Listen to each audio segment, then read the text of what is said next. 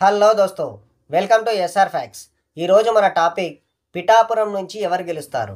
అయితే ఏపీలో 175 స్థానాలుండగా కేవలం పిఠాపురం పైనే ఎందుకు ఇంత పెద్ద చర్చ జరుగుతుందంటే, అక్కడి నుంచి సాక్షాత్తు జనసేన అధినేత అయిన పవన్ కళ్యాణ్ గారు పోటీ చేస్తుండడం, ఆయనకి ఆపోనెంట్గా వైసీపీ నుంచి జగన్ గారు వంగా గీత గారిని బరిలో దించారు.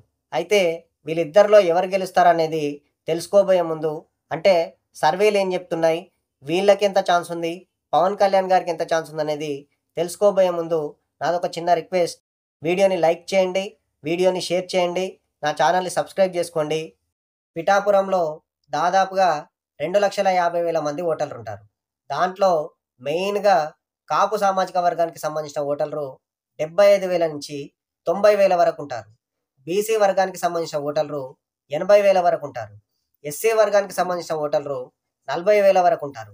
ఓసీ వర్గానికి సంబంధించిన ఓటర్లు అంటే రెడ్డి ఇంకా ఇతర కులస్తుల ఓటర్లు 20,000 వరకు ఉంటారు. సో ఈ కాపు సామాజిక వర్గానికి సంబంధించిన ఓట్లు ఎక్కువగా ఉండడం వల్లనే పిఠాపురం నుంచి పవన్ కళ్యాణ్ గారు పోటీ చేయాలని అనుకొని ఉండొచ్చు. కాకపోతే ఇప్పుడు టీడీపీ జనసేన అలయన్స్ కాబట్టి టీడీపీ నుంచి ఏ క్యాండిడేట్ కూడా పోటీ చేయడానికి కుదరదు. సో టీడీపీ నుంచి టికెట్ ఆశించిన ఎస్వీఎన్ఎస్ వర్మ టీడీపీ కార్యకర్తల్ని, టీడీపీ లీడర్లని, అలాగే తన అనుచరుల్ని, తన అభిమానుల్ని వెంటేసుకొని మంగళగిరిలోని టీడీపీ ఆఫీసును చుట్టుముట్టి టీడీపీ జెండాలు, ఫ్లెక్సీలు తగలబెట్టి ఆయన పెద్ద ఎత్తున గొడవకు దిగారు. ఆ గొడవ ఎంతకీ సద్దుమణగకపోవడంతో డైరెక్ట్గా చంద్రబాబు నాయుడు గారే ఇన్వాల్వ్ అయ్యి ఏం చెప్పిండో ఏమో తెలియదు కానీ బై నెక్స్ట్ డేనే ఎస్వీఎన్ఎస్ వర్మ కాంప్రమైజ్ అయ్యి పవన్ కళ్యాణ్కి డైరెక్ట్గా సపోర్ట్ చేశాడు. అయితే ఈ ఎస్వీఎన్ఎస్ వర్మ కూడా మామూలోడు కాదండి.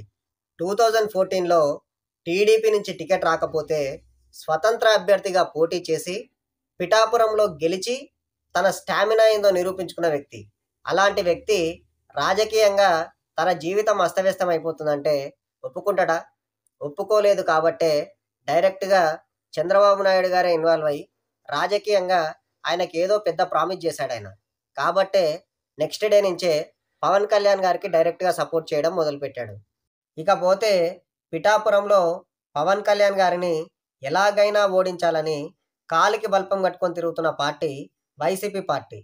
వైసీపీ పార్టీ ఏ రేంజ్లో ప్లాన్ చేస్తుందంటే, అదే కాపు సామాజిక వర్గానికి సంబంధించిన లేడీ అభ్యర్థి అయిన వంగా గీత గారిని పిఠాపురం నుంచి బరిలో దించడమే కాకుండా ఆమెను గెలిపిస్తే డిప్యూటీ సీఎం చేస్తానని జగన్మోహన్ రెడ్డి గారు హామీ కూడా ఇచ్చారు. కాకపోతే పవన్ కళ్యాణ్ గారు కూడా పిఠాపురం నుంచి తనని గెలిపిస్తే మోడల్ నియోజకవర్గంగా తీర్చిదిద్దుతానని ఒక పెద్ద హామీ ఇచ్చారు పిఠాపురం ప్రజలకి. ఇక్కడ ఒక చిన్న ట్విస్ట్ చెప్పాలండి మీకు. 2009లో చిరంజీవి గారు ప్రజారాజ్యం పార్టీ పెట్టి ఆంధ్రప్రదేశ్లో పోటీ చేస్తే 18 స్థానాల్లో గెలుపొందింది. ఆ 18 స్థానాల్లో పిఠాపురం కూడా ఒకటి. ఈ పిఠాపురం నుంచి ఎవరు పోటీ చేశారనుకుంటున్నారు? పీఆర్పీ నుంచి వంగా గీత గారే పోటీ చేశారు. ఇప్పుడేమో తన తమ్ముడైన పవన్ కళ్యాణ్ గారు జనసేన నుంచి పోటీ చేస్తుంటే ఆయన మీద వైసీపీ నుంచి పోటీ చేస్తున్నది అదే వంగా గీత గారు. అలాగే పిఠాపురం పొలిటికల్ హిస్టరీ చూస్తే 1952 నుంచి ఇప్పటి వరకు ఏ ఒక్క ఎమ్మెల్యే అభ్యర్థి కూడా కంటిన్యూగా రెండవసారి గెలిచిన దాఖలాలు లేవు. అంటే పిఠాపురం ప్రజలు ఎంత చైతన్యవంతులో మీరే అర్థం చేసుకోండి. ఇక సర్వేలు, పొలిటికల్ అనలిస్టులు మ్యాక్సిమం పవన్ కళ్యాణ్ గారే గెలిచే ఛాన్స్ ఉందని చెప్తున్నారు. సో ఈ వీడియో పైన మీ అభిప్రాయాలు ఏంటో కామెంట్స్ రూపంలో తెలియజేయండి. నా వీడియోని లైక్ చేయండి, నా ఛానల్ని సబ్స్క్రైబ్ చేసుకోండి. జై హింద్.